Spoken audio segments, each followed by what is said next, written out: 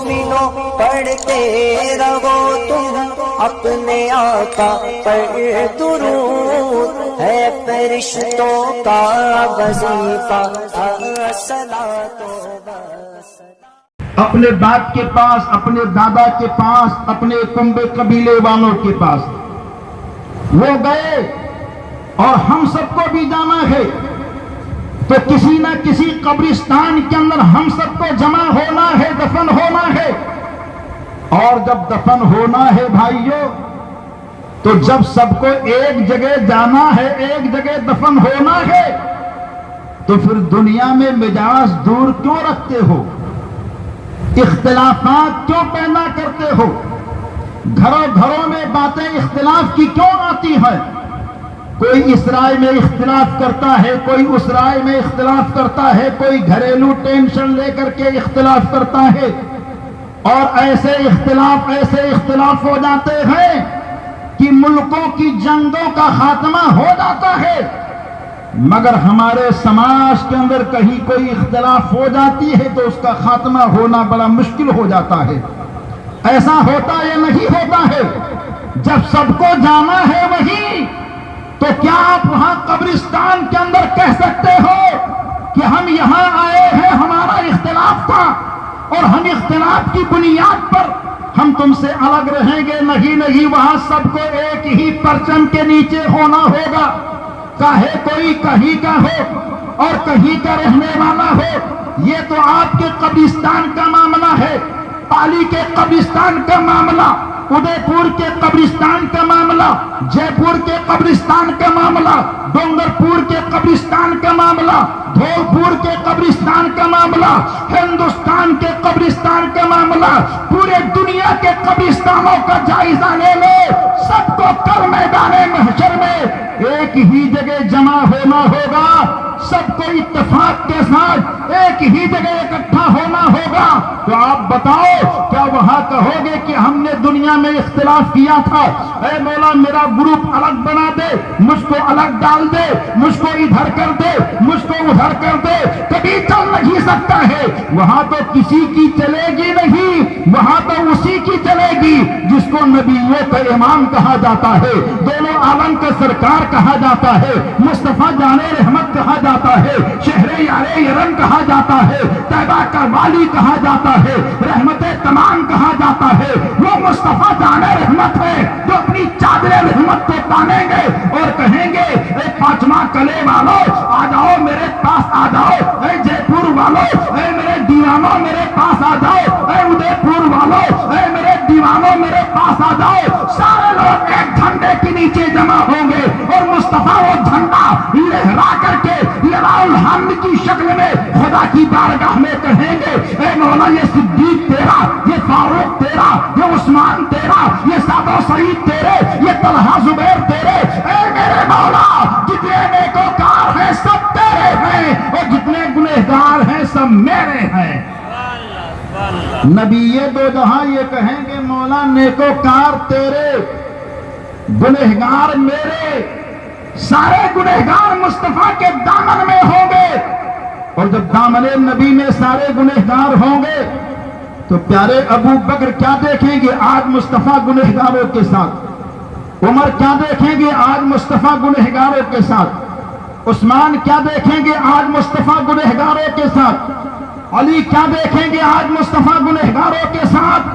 تو سب نیکوکار کہیں گے یا رسول اللہ گنہگاروں کے گناہ کچھ قرض کے طور پر ہم کو دے دیے جائیں اور ہماری نیکیاں کچھ ان کو دے دی جائیں، تاکہ ہم بھی آپ کے ساتھ ہو جائیں۔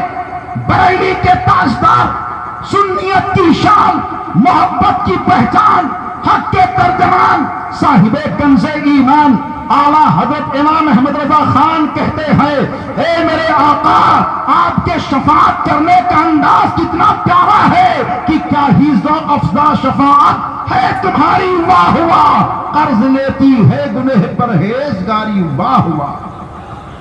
پرہیزگار لوگ گنہگاروں کے گناہ کو قرض کے شکل میں لیں گے تاکہ ہم بھی مصطفیٰ کے ساتھ ہو جائیں۔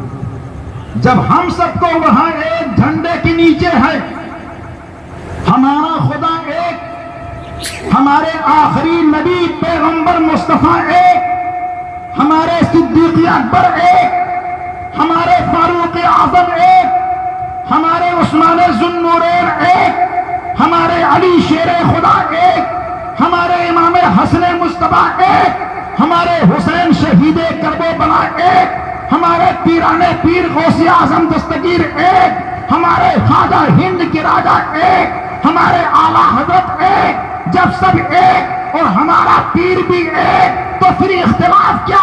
گھروں میں اختلاف کیوں ہے؟ سماج میں اختلاف کیوں ہے؟ سارے ماحولات میں اختلاف کیوں ہے؟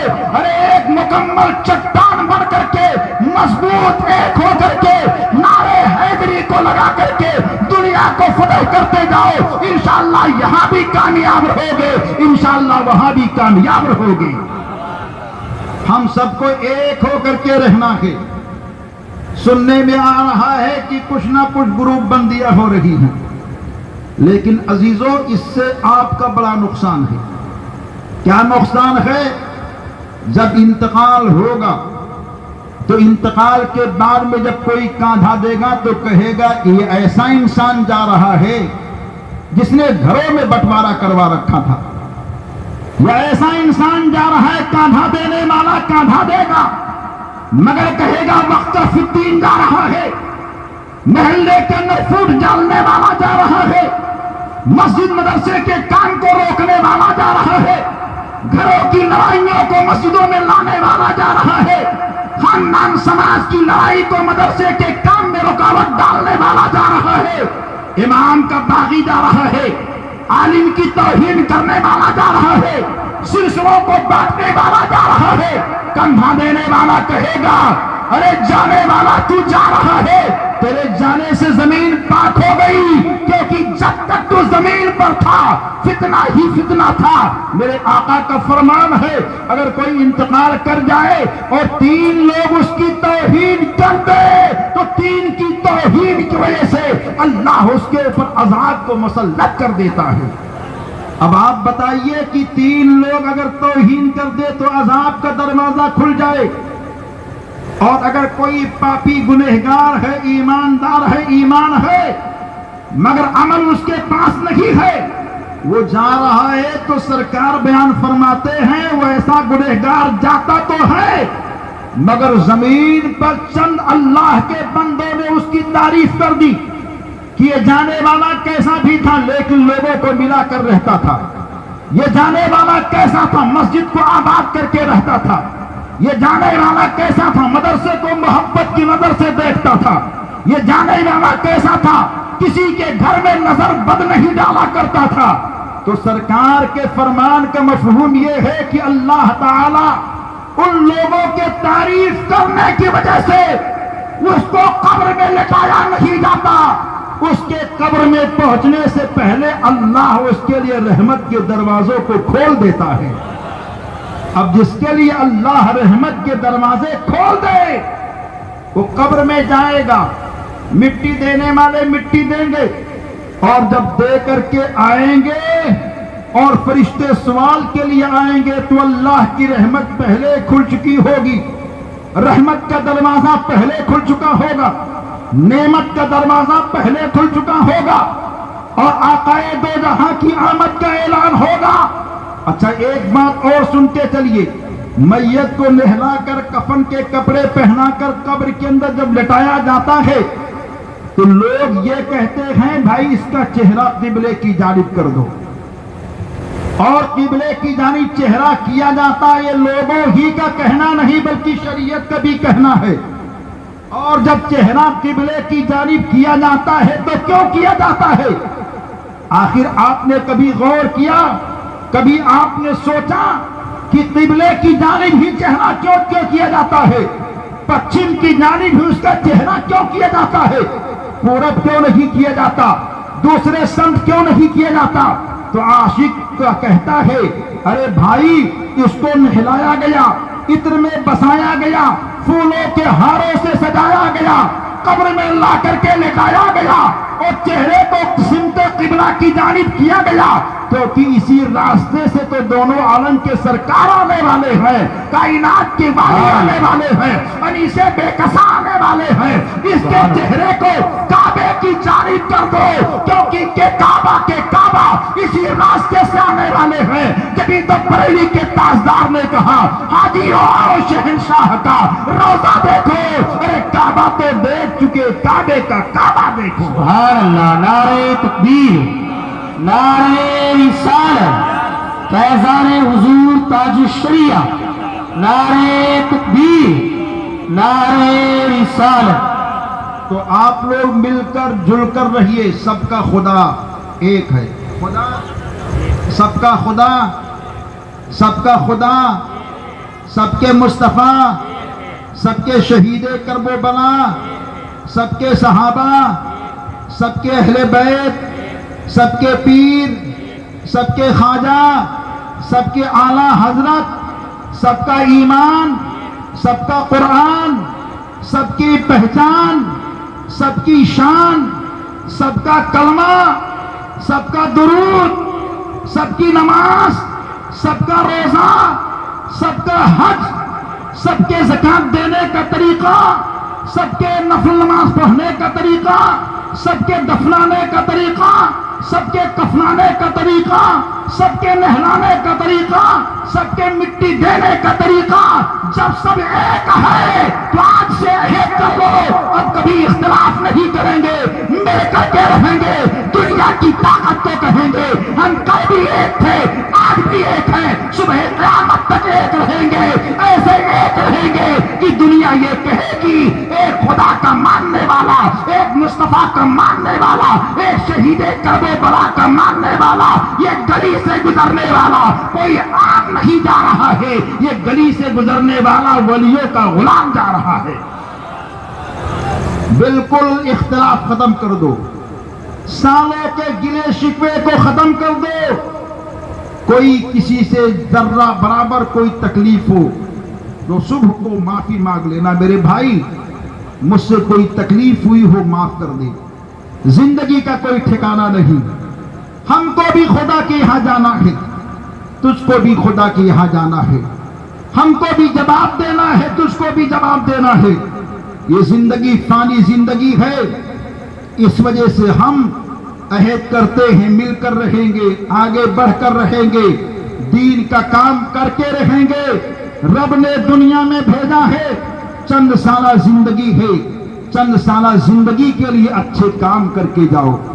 آپ کے یہاں کے مسجد اور مدرسے کی تعلیمی حال اور مسجد کا حال آپ لوگوں کی نظروں کے سامنے پوشیدہ نہیں ہے، آپ ایک ہو کر کے اتنے بڑے کام کر سکتے ہیں کہ آپ کے جوش اور جذبہ کو راجستھان کے گلی گلی میں اور شہروں میں نے محسوس کیا ہے، لوگ بتاتے ہیں اور یہ ہم نے دیکھا بھی ہے کہ آپ کی محبت، آپ کا جوش ایمانی اور آپ کی غیرت اتنی تازہ ہے، اتنی تازہ ہے کہ اگر آپ ایک ہو کر کے کام کرنا چاہو تو ایک مسجد کیا، ایک مدرسہ کیا، ایک کالج بھی بنا سکتے ہو، مدرسہ ہی نہیں دارالعلوم بھی بنا سکتے ہو، مگر یہ کب ہوگا جب آپ ایک ہو کر کے آگے بڑھو گے، ایک ہو کر کے کام کرو گے، ایک ہو کر کے آگے بڑھو اور اپنے آنے والی نسلوں کی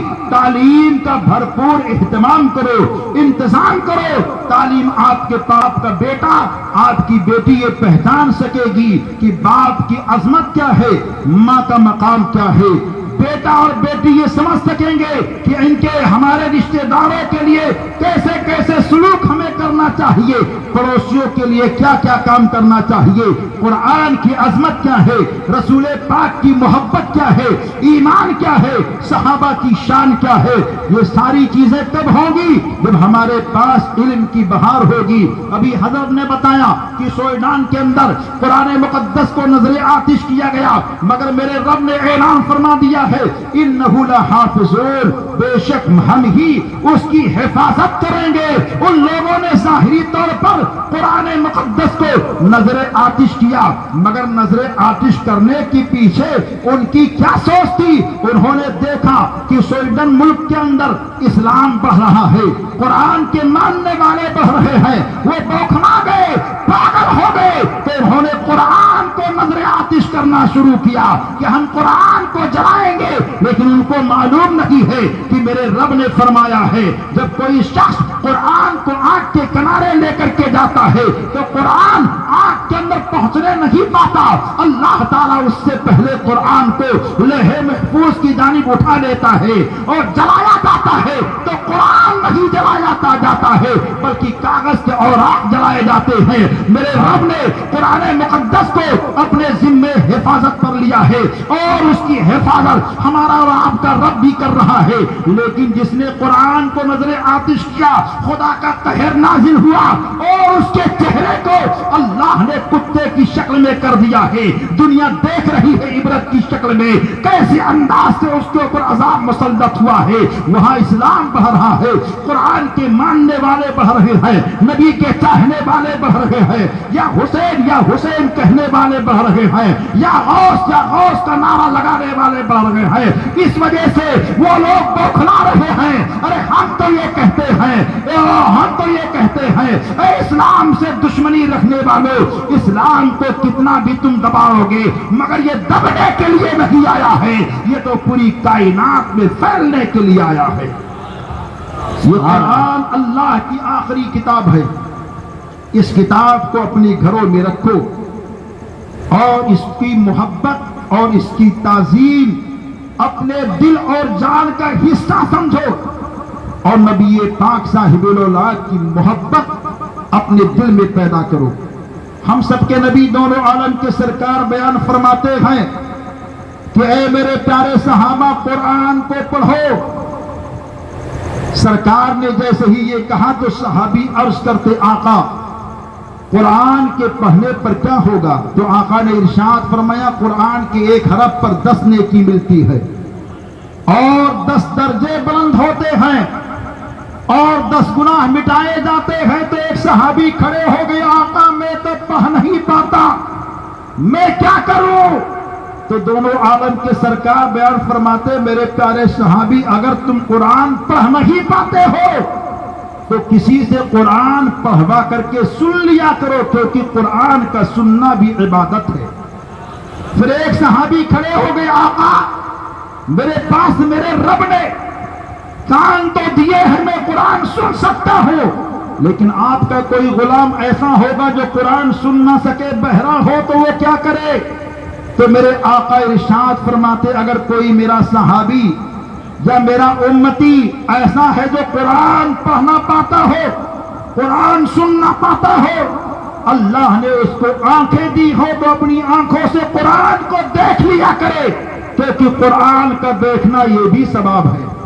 جب نبی دو جہاں نے ارشاد فرمایا تو ایک صحابی اور کھڑے ہو گئے، آقا اگر کوئی نابینا ہو تو میرے آقا ارشاد فرماتے ہیں غم کرنے کی کوئی ضرورت نہیں، اگر کوئی قرآن پڑھ نہیں پاتا، قرآن دیکھ نہیں پاتا، قرآن سن نہیں پاتا تو اس کو غم کرنے کی ضرورت نہیں ہے، ایسا میرا امتی قرآن سے محبت کیا کرے، کیونکہ قرآن سے محبت کرنا یہ بھی ثواب کا کام ہے۔ تو قرآن سے محبت کرو، یہ بھی ثواب میں شامل ہے۔ یہ صرف مردوں کے لیے ہی نہیں ہے بلکہ اپنی بیٹیوں بہنوں ماؤں کے لیے بھی ہے۔ خواتین اسلام وہ بھی قرآن سے محبت کیا کریں۔ ایمان سب سے بڑی دولت ہے۔ ایمان کس کا نام ہے؟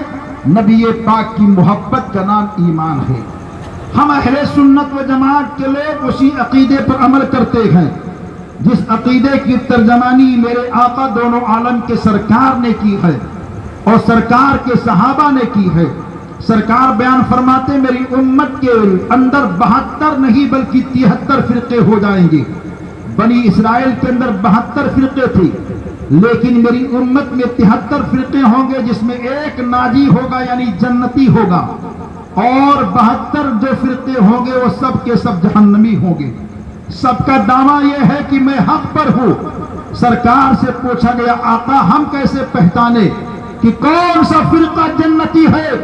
تو میرے آقا ارشاد فرماتے جس پر میں ہوں اور میرے صحابہ ہیں، اگر کوئی جماعت اس پر عمل کرتی ہے تو سمجھ لو کہ وہ جماعت جنتی جماعت ہے۔ اور وہ کون سی جماعت ہے؟ وہ اہل سنت و جماعت کی جماعت ہے جو سرکار کے دور سے چلی آ رہی ہے، جس کو آج کے دور میں سنی صحیح العقیدہ کہتے ہیں اور شناخت کے لیے مسلک اعلیٰ حضرت کا ماننے والا کہتے ہیں۔ یہ ایسی جماعت ہے جو جنتی جماعت ہے، اور دوسری جماعتیں جو ہیں اپنے آپ کو کچھ بھی کہیں، کیسا روپ بھی لے کر کے آئیں، لیکن وہ اہل حق بھی نہیں ہے۔ اوروں کا نظریہ کیا ہے؟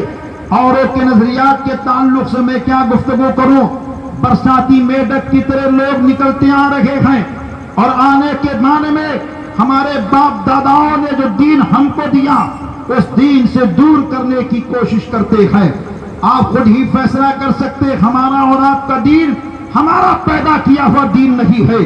ہمارے باپ دادا جس دین پر چلتے تھے، ان سے پہلے ان کے باپ دادا جس دین پر چلتے تھے، اس دین کا نام اہل سنت و جماعت ہے، اور اس پر آپ قائم ہیں۔ اب اگر کوئی نیا فرقہ جنم لیتا ہے اور لینے کے بعد میں اس سے ہٹ کر کے گروپ بندی کرتا ہے تو سمجھ لو کہ آپ کے باپ دادا کے دین سے ہٹ کر کے جا رہا ہے۔ اور باپ دادا کا دین کون ہے؟ صحابہ کا دین ہے، اہل بیت کا دین ہے، رسول پاک کا دین ہے، اور رسول پاک کے دین پر جو عمل کرتا ہے وہی انسان جنتی ہوا کرتا ہے۔ اور جماعتیوں کی میں کیوں مخالفت کرنے کی بات کرتا ہوں؟ مخالفت نہیں بلکہ اظہار حقیقت ہے، کیونکہ اور جماعت کے لوگوں نے اللہ کی شان میں توہین کی ہے، رسول پاک کی شان میں گستاخیاں کی ہے، جیسے کہ قرآن مقدس کا ترجمہ بہت سارے لوگوں نے کیا، لیکن ایک ترجمہ کرنے والا ایسا ہے جو یہ کہتا ہے شروع کرتا ہوں میں اللہ کے نام سے جو نہایت کرم فرمانے والے مہربان ہیں۔ یہ کہنے والے نے ترجمہ کیا، مگر امام اہل سنت نے ترجمہ کیا تو وہ کہتے ہیں اللہ کے نام سے شروع جو بہت مہربان رحم کرنے والا ہے۔ یہ دیکھیے اس ترجمے میں اور اس ترجمے میں زمین آسمان کا فرق ہے۔ شروع کرتا ہوں میں، اس نے کہا جو بدعقیدہ خیال کا آدمی ہے وہ کہتا ہے شروع کرتا ہوں میں۔ اب وہی قرآن کوئی عورت پڑھے تو وہ کیا سوچے گی؟ اس میں لکھا ہوا ہے شروع کرتا ہوں۔ اب کرتی کا جملہ کون لائے گا؟ کیونکہ ہر عورت اس کو سمجھ نہیں سکتی ہے، گویا کہ انہوں نے ترجمہ کیا تو صرف مردوں کو کے لحاظ سے کیا ہے، مگر میرے امام نے ترجمہ کیا تو عورتوں کا بھی لحاظ رکھا، مردوں کو بھی لحاظ رکھا، امیروں کا بھی لحاظ رکھا، غریبوں کا بھی لحاظ رکھا، اور کہتے ہیں اللہ کے نام سے شروع جو نہایت مہربان رحم والا۔ اور انہوں نے سب سے پہلے شروع کا لفظ استعمال کیا ہے، میرے امام نے سب سے پہلے اللہ کے نام کا استعمال کیا ہے۔ گویا کہ ایک فرق تو یہاں نظر آ گیا، اور دوسری آیت مقدسہ جو میں آپ کے سامنے پیش کرنے والا ہوں، ویسے بہت ساری آیت مقدسہ ایسی قرآن مقدس کے اندر ہیں جس کا ترجمہ ان کے پیشواؤں نے کیا ہے، اس سے خدا کی شان میں توہین ہوتی ہے۔ آپ کہیں گے کہ آخر ان کے لیے ایسا کیوں کہا جا رہا ہے؟ آپ عزیزوں اس بات کو جب سنو گے تو آپ کے کان بالکل کھڑے ہو جائیں گے کہ آپ کے علماء جو آپ کے سے کہتے ہیں بالکل برحق کہتے ہیں۔ قرآن مقدس کے اندر ہے ان اللہ علی کل شیء قدیر، بے شک اللہ ہر شے پر قادر ہے۔ یہ ترجمہ انہوں نے کیا، اور ترجمہ کرنے کے بعد میں آخر میں کہتے ہیں جھوٹ بولنا بھی ایک شے ہے، لہذا اللہ جھوٹ بولنے پر بھی قادر ہے مگر بولے گا نہیں۔ آپ سوچ سکتے ہیں کیا اس سے اللہ کی ذات کی توہین نہیں ہو رہی ہے؟ کیا خدا ہی جھوٹ بولنے پر قدرت رکھے گا؟ تو آپ بول سکتے ہیں، آپ سمجھ سکتے ہیں کہ دنیا میں کون سی چیز سچی ہو سکتی ہے؟ کوئی سچی نہیں ہو سکتی ہے۔ یہاں بھی انہوں نے اللہ کی شان میں گستاخی کی، اور ایسے ہی نبی پاک دونوں عالم کے سرکار کی شان عظمت کے تعلق سے بہت ساری جگہوں پر گستاخیاں کی ہے، جیسے کہ وہ لوگ یہ کہتے ہیں نبی کو دیوار کے پیچھے کی خبر نہیں ہے، نبی پاک کا علم تو جانور کی طرح ہے، بیل کی طرح ہے، خچر کی طرح ہے، گدھے کی طرح ہے، چھوٹے بچے کی طرح ہے، اور اس طرح یہ کہتے ہیں نبی ہماری طرح ہے، فرق یہ ہے کہ وہ ہمارے بڑے بھائی ہیں اور ہم ان کے چھوٹے بھائی ہیں۔ آپ سوچ سکتے ہیں کیا نبی پاک آپ کی طرح ہے؟ ارے جب کہ ایک ماموں ایک بھانجا ماموں کی طرح نہیں ہو سکتا ہے، ایک بیٹا باپ کی طرح نہیں ہو سکتا ہے، تو ایک امتی نبی کی طرح کیسے ہو سکتا ہے؟ ہمارے آقا دونوں عالم کے سرکار تو بے مثل ہے، آپ کے جسم سے پسینہ نکلے تو بدبو ہو اور نبی پاک کے جسم پاک سے پسینہ نکلے تو خوشبو ہو۔ سبحان اللہ، سبحان اللہ۔ جب پسینہ برابر نہیں ہے تو نبی اور امتی کیسے برابر ہو سکتے ہیں؟ وہ کہتے ہماری طرح۔ ارے نادان، اگر تیری طرح نبی ہے تو تو بھی اپنا کلمہ لے آ۔ کیا کوئی لا سکتا ہے نبی یہ دو جہاں کی طرح کلمہ؟ نبی پاک کا کلمہ جو امتیوں کو ملا ہے لا الہ الا اللہ محمد الرسول اللہ۔ اب جو برابری کا دعویٰ کرتے ہیں ان سے کہو تم اپنا کلمہ لے کر کے آؤ۔ آج اگر کوئی اس طرح کا کھڑا ہو جائے تو ہم کیا، پانچواں کا دیوانہ خود بخود اس کا علاج کر دے گا۔ اس دور کا پاگل آ گیا ہے جو اپنا کلمہ ایجاد کر لیا۔ نبی کو اپنی طرح کہنے والے، مصطفیٰ پر جو کتاب نازل ہوئی وہ آخری کتاب قرآن مقدس ہے، تو نبی کو اپنی طرح کہتا ہے تو تو بھی کوئی صحیفہ کتاب لا کر کے بیٹا۔ نبی پاک کے صحابی پیارے ابو بکر و عمر عثمان و حیدر 1,24,000 صحابہ ہیں، تو بھی کوئی جماعت لا کر کے بتا۔ نبی پاک کے پیارے نواز امام حسن مصطفیٰ شہید کرب و بلا ہیں، جنہوں نے دین کو بچایا، دین کو بڑھایا، تو بھی کوئی ایسا کام کرنے کے لیے کوشش کر۔ دنیا علاج کرے گی، ہم تو ان سے مطالبہ نہیں کرتے، مطالبہ کرنا بھی ایک حماقت ہوگی کیونکہ وہ اس کے اہل نہیں ہیں۔ ان کے جسم سے پسینہ نکلے بدبو ہو۔ نبی پاک کے لعاب دہن کا عالم یہ تھا کہ سرکار کے تھوک شریف کو اگر دکھتی ہوئی آنکھ میں لگا دیا جاتا تو آنکھ کا درد کافور ہو جاتا۔ کھارے پانی کے اندر نبی کے تھوک کو ڈالا جاتا تو کھارا پانی شیریں ہو جاتا۔ حضرت قتادہ کی آنکھیں نکل گئی، آنکھ کو مصطفیٰ نے اپنے دستے مقدس پر اس کی جگہ پر رکھا اور اپنے لعاب کو لگا دیا تو پیارے قتادہ یہ کہتے میری آنکھ میں روشنی اور زیادہ بڑھ گئی۔ اور نبی پاک کے ایک صحابی ہے جن کا بازو جنگ کے اندر قلم ہو گیا تو نبی پاک نے ان کے بازو کو ہاتھ سے جوڑا اور جوڑنے کے بعد میں اپنے لعاب کو لگا دیا، فوراً وہ ہاتھ جڑ گیا۔ یہ میرے آقا کے دستے مقدس کا حال ہے۔ ارے نادان، اگر تو برابری کا دعویٰ کرتا ہے تو کہیں تھوک دے، کوئی آدمی بیٹھا ہوگا تو وہاں سے اٹھ کر بھاگ جائے گا۔ اور نبی پاک کے لعاب پاک کا عالم یہ ہے کہ کھارے پانی کے اندر ڈال دیتے ہیں مصطفیٰ تو وہاں سے شیریں پانی کا ظہور ہو جایا کرتا ہے۔ یہ میرے آقا دونوں عالم کے سرکار کی عظمتیں ہیں۔ لہذا اے سنی صحیح العقیدہ دیوانوں، بد عقیدوں سے دور رہو، 24 نمبریوں سے دور رہو، وہابیوں سے دور رہو، دیوبندیوں سے دور رہو، نیچریوں سے دور رہو، چکرالیوں سے دور رہو، اور ان سے اتنا دور رہو ان سے کوئی رشتہ کوئی ناطہ نہیں ہونا چاہیے۔ ارے جو نبی کا نہیں ہے وہ آپ کا کیا ہو سکتا ہے؟ جو نبی پاک کا نہیں ہے وہ آپ کا کیا ہو سکتا ہے؟ سب سے پہلے یہ معیار رکھو جو مصطفیٰ کا ہے وہ ہمارا ہے، جو نبی کا نہیں وہ ہمارا نہیں۔ چاہے کوئی کتنا عزیز ہو اس سے رشتہ ناطہ توڑو، اسی رشتہ جوڑو جو نبی کا ہوگا وہی آپ کا ہوگا، اور جو آپ کا نبی کا دامن پکڑتا ہے، نبی سے محبت کرتا ہے، اس سے محبت کرو، نبی والے بن کر کے رہو گے تو یہاں بھی بیڑا پار رہے گا، وہاں بھی بیڑا پار رہے گا۔ سبحان اللہ۔ تو عزیزان گرامی، ہم سب اپنے آپ کے اندر ایک انقلابی کیفیت کو لائے، بدلاؤ لائے اور اپنے مدرسے کے اندر تعلیمی ماحول کو بہتر سے بہتر بنائیں، بدعقیدوں سے کوسوں دور رہیں، اور اگر کوئی ڈگمگا رہا ہے آنے کا راستہ اس کو دیں اور اس کو تصحیح اور اس کی اصلاح کی کوشش کریں۔ اگر وہ راہ نیک پر نہیں آتا ہے تو اپنے آپ کو بچائیں۔ میرے اور آپ کے نبی بیان فرماتے ان سے دور رہو، کہیں ایسا نہ ہو کہ وہ تمہیں گمراہ کر دیں، فتنے میں ڈال دیں۔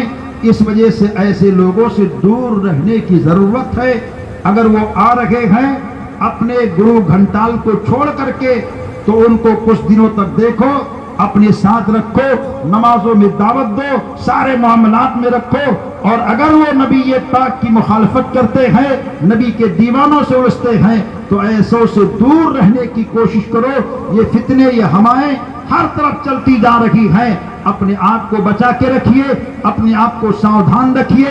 اپنی بیٹی کا رشتہ سنی صحیح العقیدہ لڑکے سے کیجئے، اپنے بیٹے کا رشتہ جس لڑکی سے کر رہے ہو وہ لڑکی بھی سنی صحیح العقیدہ ہونی چاہیے، اس کے مشن کے اندر نبی پاک کی محبت ہونی چاہیے، اور لڑکی لاؤ اپنے گھر میں تو نبی کی محبت کرنے والی لاؤ، کنیز فاطمہ بنا کر کے لاؤ، سیدہ سکینہ کی خادمہ دیکھ کر کے لاؤ۔ جو بچی گھر میں آئے گی کنیز فاطمہ بن کر کے آئے گی تو گھر میں آئے گی تو وہ گھر صرف گھر نہیں رہے گا بلکہ جنت نما ایک نورانی قلعہ بن جائے گا، اور آپ یہاں بھی رہو گے تو ثواب ملے گا، اور وہاں بھی جاؤ گے تو آپ کو ثواب ملے گا۔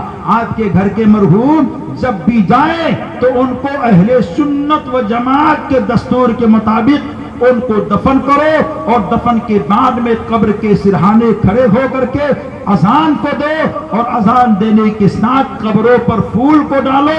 یہ پھول کا ڈالنا سرکار کی حدیث سے ثابت ہے۔